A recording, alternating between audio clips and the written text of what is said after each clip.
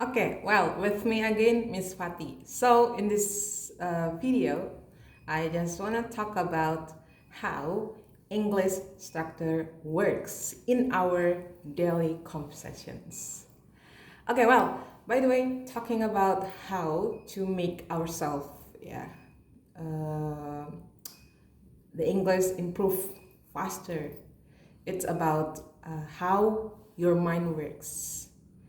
Okay, so it's not about the structure, but it's about how you can follow the patterns with the proper words.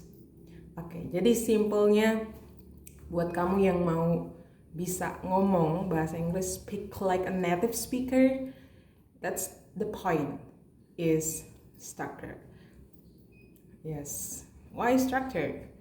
Ada beberapa orang mungkin yang bilang itu memperlambat kita dalam berbicara, terutama grammarnya ya.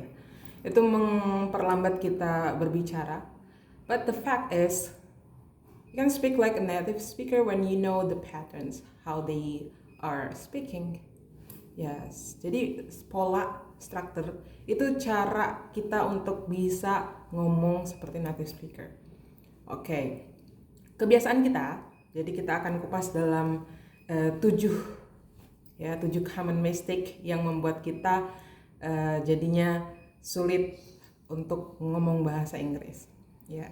The first is, karena ini topiknya tentang struktur, of course kita discuss tentang struktur dulu. Yang pertama, you always try to translate all the words what they are talking in bahasa. Jadi kita selalu berusaha untuk mentranslate semua kata ke dalam bahasa Inggrisnya. And you know what? It makes your brain works harder because you have to think twice how to say in bahasa and also how to arrange the sentence. Jadi udah udah double berpikir mencari kosakatanya dalam bahasa Inggris, terus coba untuk nyusun dalam kalimatnya. Yeah, that will make you difficult to speak.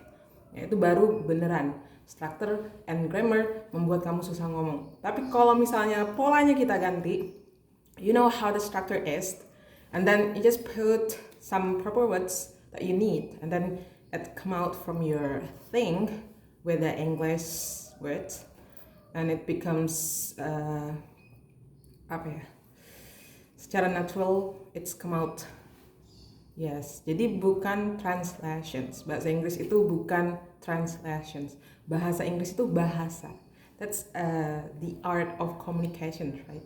Dan kalau ngomongin mau jadi kayak native speaker, ya you have to ikutin mereka ngomong itu kayak gimana. Jadi bukan berarti hanya bisa niru gaya dan ala-ala bulenya, tapi kita tahu strukturnya dan kita masukin kata-kata itu dalam struktur itu. Jadi bukan translate. Contohnya misalnya, orang ada yang ngomong kayak gini dalam bentuk bahasanya. Kayaknya kalau misalnya aku pergi ke Bandung bulan kemarin, kayaknya aku sekarang udah ngerjain project deh di sana. Nah, itu kan kalau kita kerja otak kita maunya translate, itu bakalan mikir kalau misalnya how to say in English, gimana ya cara ngomongnya. That's difficult, right? Otak kita disuruh mikir, dan itulah bahasa, setiap orang punya ekspresi bahasanya masing-masing. Nah, tapi karena kita tahu strukturnya, ini ngomongin tentang kalimat pengandaian. Make it simple. Dalam strukturnya itu pengandaian tuh mudah banget, simple. Cuman if clause itu it means if-nya ketemu verbnya kita pakai verb past, verb lampau. Nah, jadi tinggal tambahin if di depannya. If I went, dari kata go went, gone. If I went to Bandung. Nah, untuk keduanya tinggal pakai would. I would. If I went to Bandung, I would do many projects there. Yes. Itu salah satu contoh, dan masih ada banyak lagi pola kalimat. Pola kalimat, ingat ya, pola kalimat itu kuncinya. Jadi bukan translation, but we know the pola kalimat tadi. Nah, kalau udah tahu pola kalimat, otak kita nggak usah try harder to translate all the words. No, cukup pahami polanya, pakai itu, dan nanti lama-lama improve dengan sendirinya. Ini buat teman-teman yang passive listener ya biasanya ya. Nah gitu. Oke, next kesalahan yang kedua adalah they want to learn how to speak faster without knowing the basic things to learn. Nah, maksudnya apa?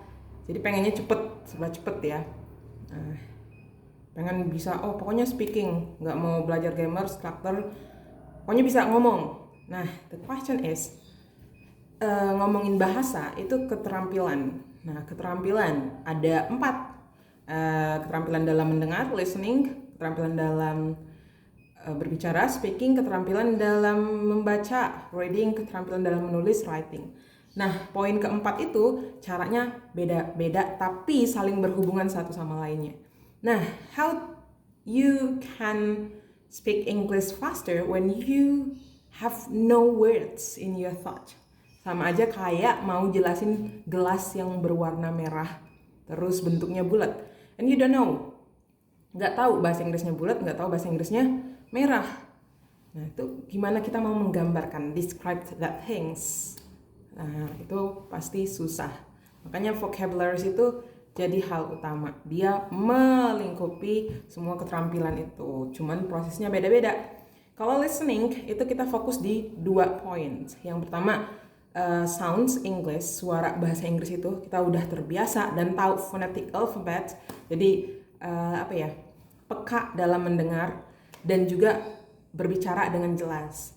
Nah, itu kalau dalam ilmu sastra bahasa Indonesia namanya fonologi ya, mungkin masuk fonologi. Nah, terus yang kedua di poin intonasi, nada, ritme dan lain-lain. Nah, itu untuk poin listening. Jadi latihannya perbanyak mendengar orang ngomong, mendengar apapun itu. Nah, itu proses input masuk ke dalam diri kita. Nah, karena data di kepala kita itu kita kumpulin melalui memasukkan data-data itu. Kalau mau ngomong bahasa Inggris, masukin kata-kata bahasa Inggris sebanyak-banyaknya. Oke, next, kalau misalnya mau improve speaking, nah berarti speaking ini ngomong keluar. Nah itu saling berhubungan ya, listening and speaking, reading, writing. Nah speaking, kalau di point speaking itu masih sama, dia ada sound English, terus intonasi dan lain-lain, tapi itu keluaran output dari dalam diri kita dengan catatan kita udah banyak memasukkan vocabularies, kosakata, dan juga banyak mendengar gitu. Nah, terus ada reading and writing dan seterusnya. Nah, di point structure itu melingkupi 4 keterampilan semuanya. Jadi listening and speaking, reading and writing itu semuanya masuk ke structure. Semuanya ada ngomongin structure. Nah, kenapa sepenting itu? Ya karena kita belajar bahasa Inggris, bahasa mereka bukan bahasa kita. Jadi jangan coba untuk translate bahasa kita ke mereka, tapi cobalah masuk untuk ke dalam struktur mereka dengan melengkapi kata-kata yang kita butuhin. Itu yang disebut proper words, kata yang tepat. Nah, itu dia. Jadi ada 7 tapi 2 aja dulu. Oke, next video kita akan bahas yang lainnya mungkin ya. Thank you. Bye.